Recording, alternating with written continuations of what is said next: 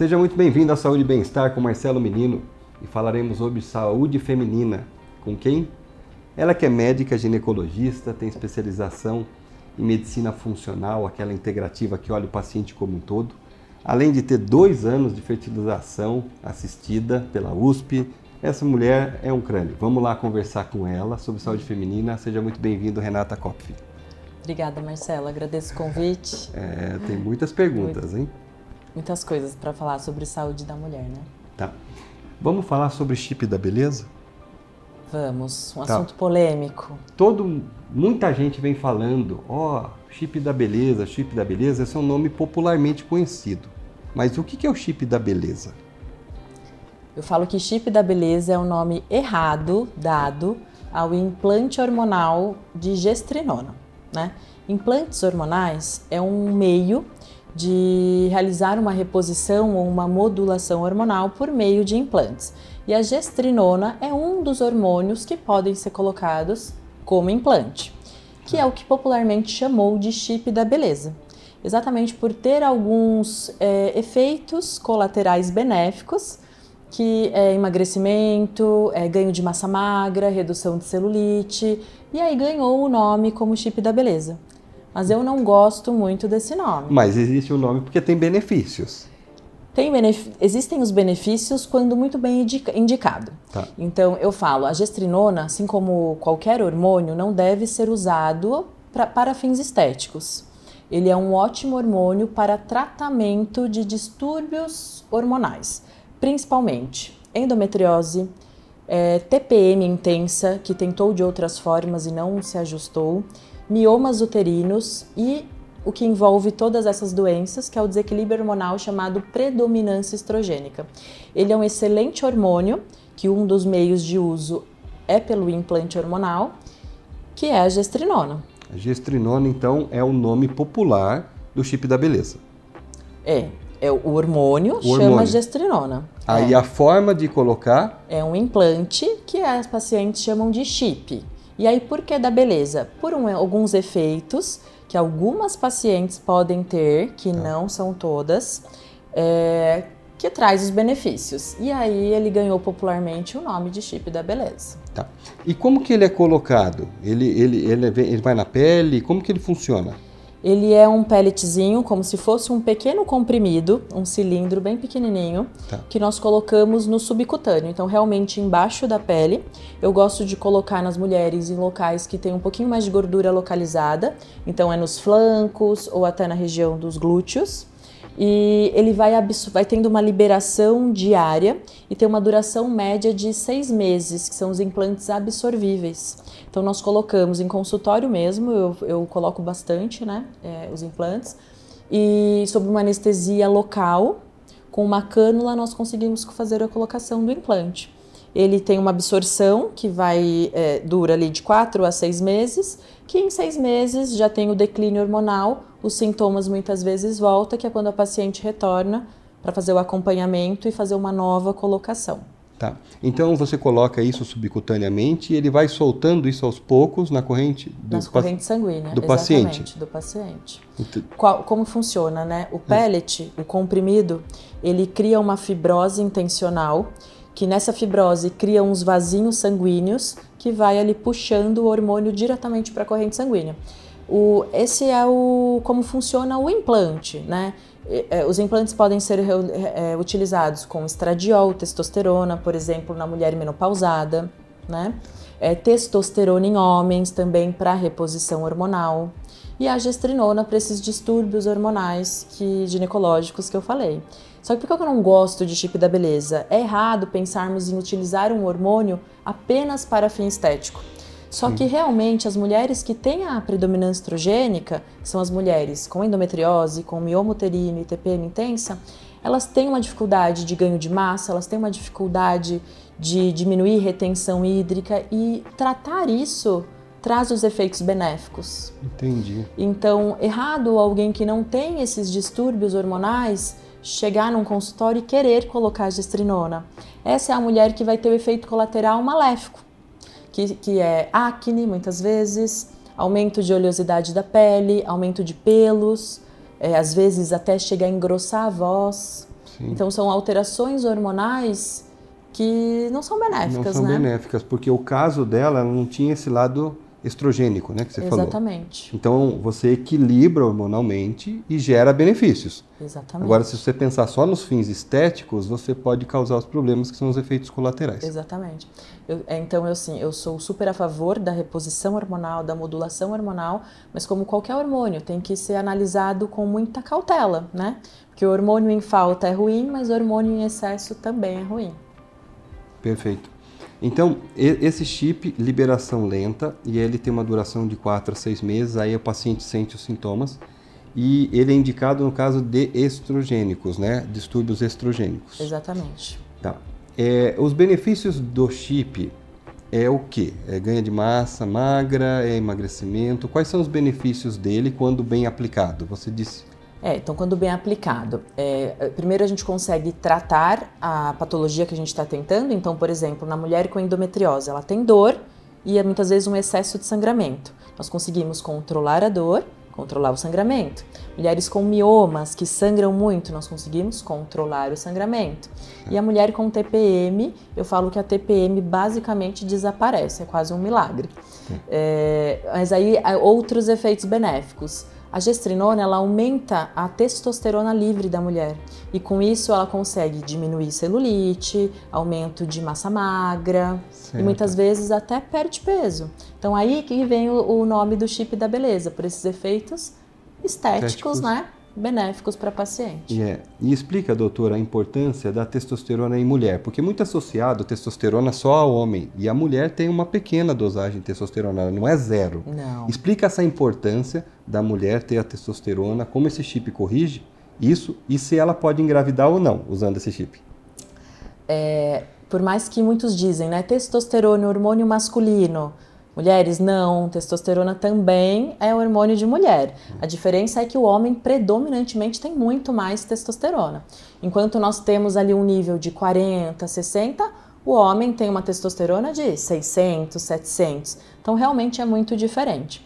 Mas a testosterona na mulher está muito relacionado à vitalidade. E eu falo que a vitalidade como um todo, não só libido e desejo sexual, mas também a nossa autoestima, a parte de concentração, motivação. Então é um dos hormônios que eu julgo de extrema importância estar equilibrado numa mulher. A testosterona, nós normalmente não ajustamos ou modulamos ou implantamos implante. É uma mulher que está pretendendo engravidar, porque eu falo que não é que é teratogênico ou faz mal para uma gravidez, mas a gravidez já é um momento da vida da mulher que a oscilação hormonal é muito intensa, né? Então não é algo que a gente vai fazer uma modulação naquele momento, não com a testosterona. Mas feito da forma correta, com hormônios bioidênticos, não é teratogênico, tá?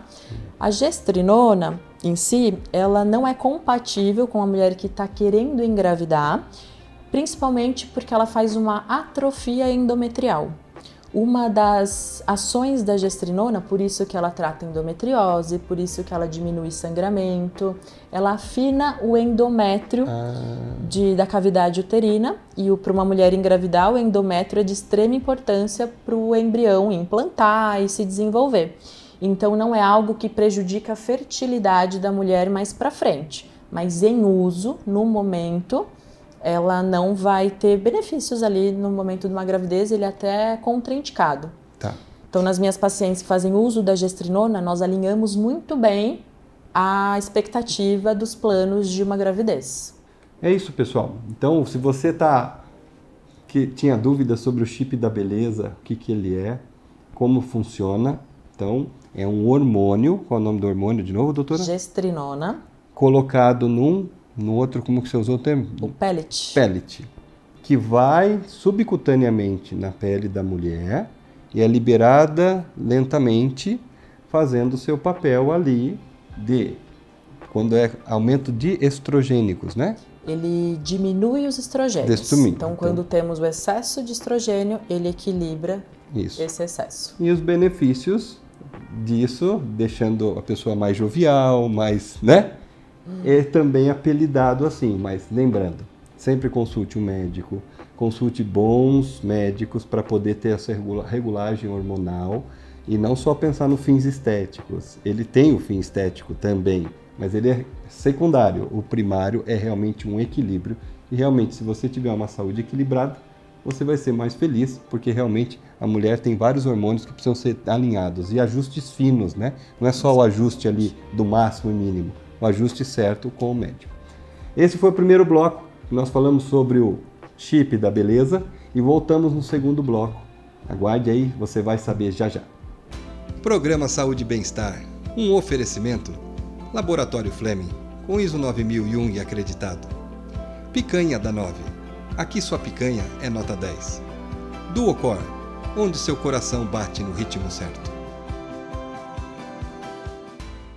E foi o tempo de pegar uma aguinha, já voltamos com Saúde e Bem-Estar com Marcelo Menino, hoje com a doutora Renata Kopf, ginecologista e obstetra. Nós vamos conversar com ela agora sobre candidíase, um tema muito abordado no consultório, e queríamos definir o que é candidíase. Explica para nós e para as mulheres em casa o que é candidíase, o que acomete e como que a gente pode se prevenir.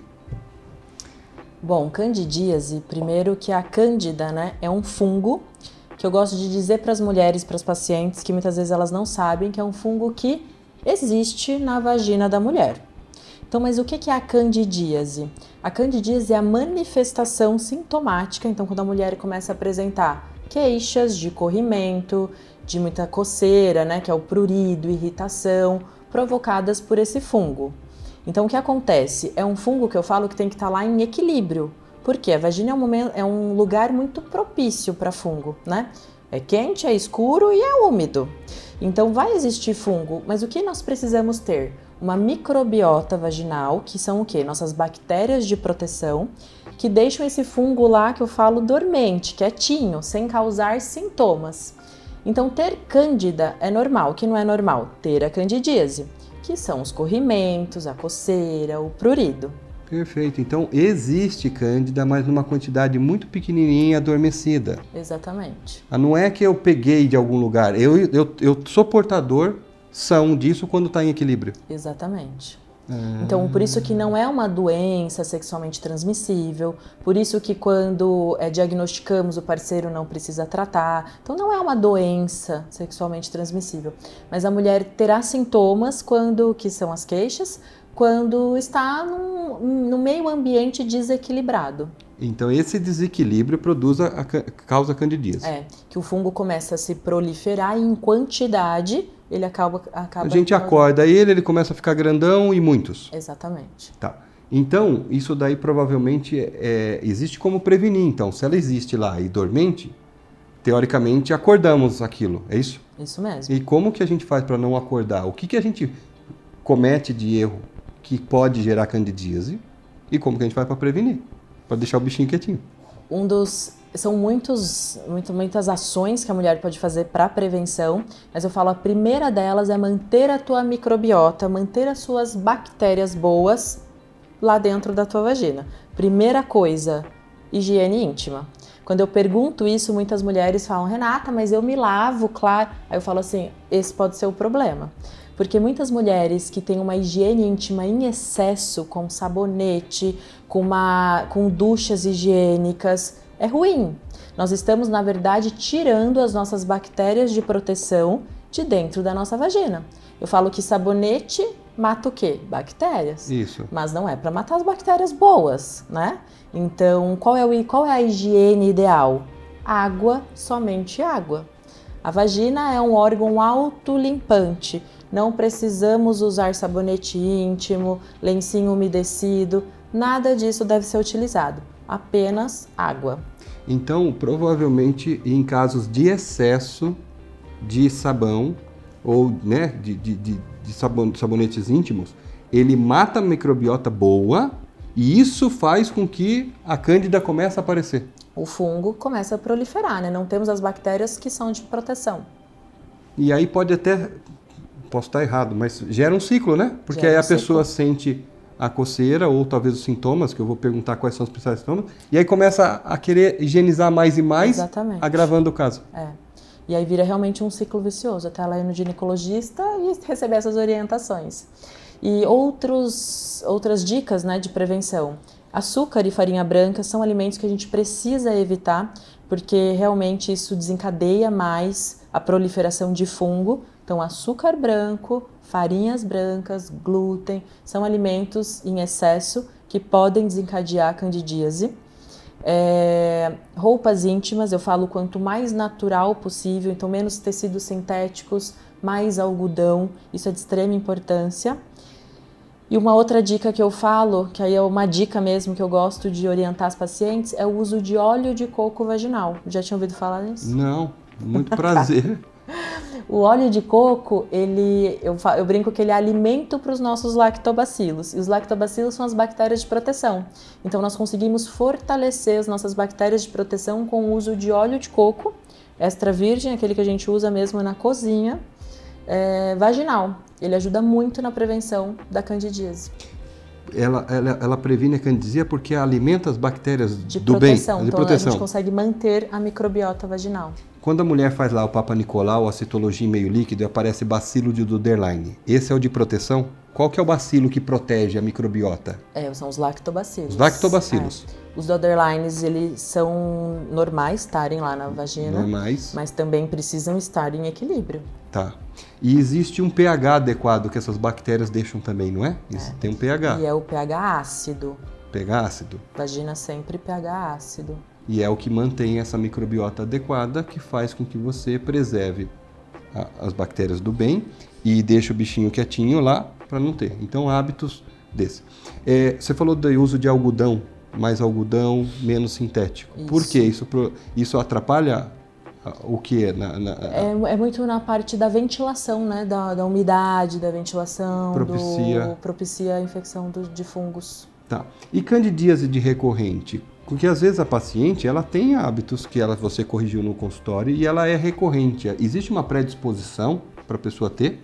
Existe uma predisposição. Algumas mulheres têm sim a imunidade alterada, que tem a candidíase recorrente.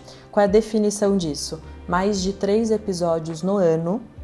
Então, eu falo, a mulher tem uma candidíase, às vezes após o uso de antibióticos, que é muito frequente. Isso está dentro da normalidade, precisa tratar e tranquilo. Mas começou a ter de repetição, então mais de 3 episódios em um ano é quando a gente diagnostica uma candidíase de repetição.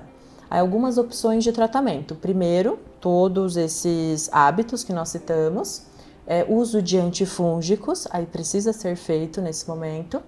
E existe hoje uma vacina contra a candidíase também, que são imunomoduladores que estimulam a nossa proteção contra a candidíase. Para algumas pacientes, principalmente essas que têm uma predisposição, Sim. É uma excelente opção de tratamento. Então, nesses casos que a paciente já cuidou os hábitos comportamentais, né? Ela usa algodão, a alimentação está correta, tudo. Há o antifúngico e há casos que pode-se ter uma vacina. É uma vacina? Que aí previne a recorrência de cândida. Previne a recorrência e os resultados são bem satisfatórios. Certo. E deixa eu te falar, existe mais de um tipo de fungo ali na vagina, além da candidíase? Que outros fungos podem atrapalhar a saúde íntima?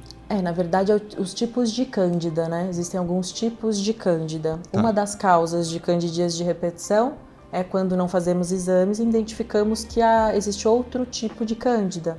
A mais comum é a Candida albicans. Tá. Mais de 95% das candidíases é por Candida albicans. Mas existe uma outra cândida, que é a Candida glabrata, que só conseguimos identificar mesmo com testes, né, de cultura, que aí o tratamento é outro, né? Não são os antifúngicos tradicionais. A gente trata muito com ácido bórico. Ácido bórico, tá. Ou em banhos de assento ou em óvulo vaginal. Perfeito. Mas basicamente esses 2 tipos de cândida. A gente tem um exame em laboratório, a gente tinha só a microbiota sequencial de DNA nas fezes. Agora existe a microbiota sequencial vaginal, que identifica toda a microbiota e semi-quantifica percentualmente. Exatamente porque hoje se sabe que a microbiota vaginal, as boas precisam ser preservadas e muitos problemas são evitados, né? A Gardnerella também, né? Ela pode ser oportunista também nisso, porque ela também vive ali, não é? Exatamente. Me fala um pouquinho sobre a Gardnerella, o que ela é, né? E essa é uma espécie de vaginose, né? Como funciona? A Gardnerella também é uma bactéria que existe na vagina, mas que precisa estar num meio ambiente equilibrado. Quando em desequilíbrio, então quando está em excesso, é o que chamamos de vaginose bacteriana. Vaginose. Vaginose bacteriana. Então não é uma doença estabelecida, mas é um desequilíbrio da microbiota vaginal. Mais uma vez, microbiota protegendo ali. Mais uma vez. Mais uma vez a gente ter cuidado. E existe pacientes, não sei se isso procede, que às vezes quando fica estressado ou passa um momento difícil, aparece candidíase. Isso existe mesmo? Existe. Existe, porque o nosso emocional está todo relacionado à nossa saúde, né? Quando estamos num momento estressante, nossa imunidade não pode baixar. Ah, com certeza. Então, reflete também na nossa saúde vaginal. Então, eu falo que, por isso que a candidíase é uma doença multifatorial, né? Sim. Então, precisamos tratar realmente a saúde da mulher como um todo. Muito bom, pessoal. Mais uma vez, saúde feminina, esse é o episódio 2, que pedimos para ela voltar, porque realmente foi um sucesso, episódio 1. Quem não assistiu, procure no nosso YouTube, que você vai conseguir assistir. E falamos muito bem sobre candidíase. Renata, muito obrigado pela sua presença, parabéns aí pelo seu trabalho. A gente conhece que você faz uma medicina integrativa também, falou do chip da beleza. Você tem realmente grande conteúdo para nos ajudar. Espero que tenha ajudado também as pessoas de casa que muitas das vezes acham que eu peguei a Cândida e na realidade ela é uma microbiota que é quietinha, mas ela tem que estar em equilíbrio para você não ter as patologias. Exatamente. Tá, pessoal, esse é Saúde e Bem-Estar com Marcelo Menino. Mais uma vez, muito obrigado pela audiência e aguarde os próximos programas. Beijo para vocês e até a próxima. Obrigado, Renata Kopp, pela presença.